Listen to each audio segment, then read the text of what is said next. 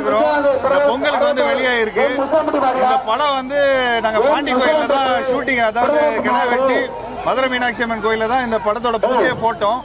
இந்த படம் சக்ஸஸ் ஆனதுக்கப்புறம் மதுரை மக்கள்கிட்ட வந்து எல்லாம் எங்கள் படத்தை வந்து ரீச் பண்ணணும் அப்படின்னு பார்த்தோம். ஸோ நிச்சயமாக அதோட ஆசீர்வாதம், அதோட பிளெஸிங் எல்லாம் ரொம்ப அழகாக கிடச்சிருக்கு.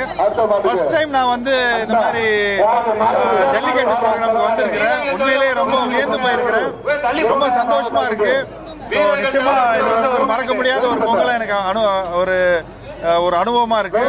ஸோ ரொம்ப சந்தோஷமாக இருக்குது. மதுரை மக்களோட அன்பு பாசம் என்றைக்குமே அதுக்கு குறையே இருந்ததில்லை.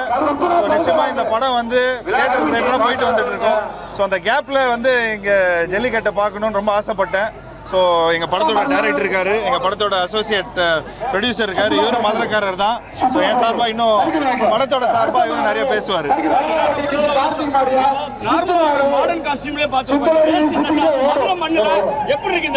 நான் நடிச்சிருக்கிற படம் ட்ரிபிள் டீம்ல, அதாவது தலைவர் தம்பி தலைமையில் அந்த படம் முழுக்க இதே காஸ்டியூம்ல தான் இருக்கிறேன்.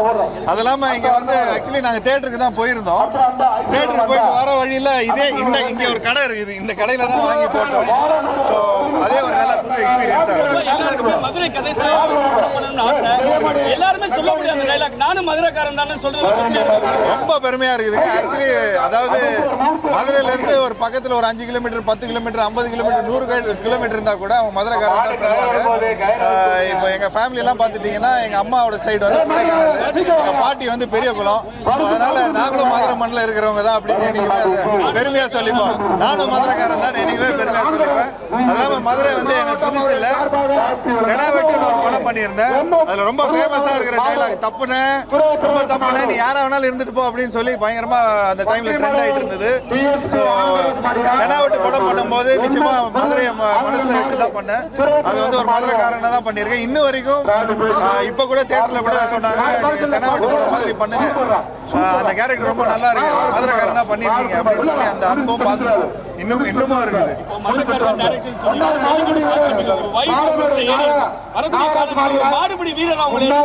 நிச்சயமா இப்பதான் பார்த்துருக்கிறேன். ஸோ நிச்சயமா அந்த மாதிரி ஒரு ஐடியா டைரக்டர் கையில போயிருக்கு. ஸோ நிச்சயமா அது வந்து ஒரு தாட் ப்ராசஸ்ல இருக்கும். இன்னைக்கு நைட் வந்து ஒரு பெயிண்டிங் மாதிரி என்னோட கண்ணில் வரும். அது ஐயா அனைத்து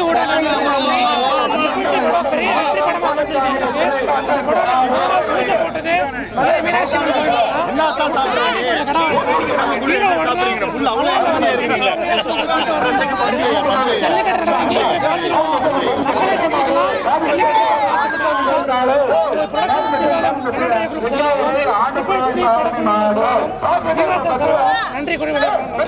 மதுரை அப்படின்னாலே சினிமாக்கு ஒரு அடையாளமா இருக்கு, அரசியலா இருக்கட்டும். இந்த தருணம் மதுரையில வந்து இந்த மக்கள் எல்லாம் பார்த்ததுல எப்படி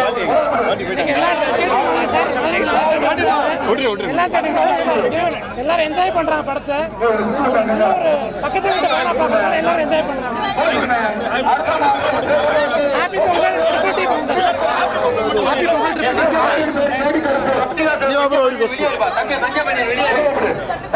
ஆமாங்க, இதான் என்னோட ஃபர்ஸ்ட்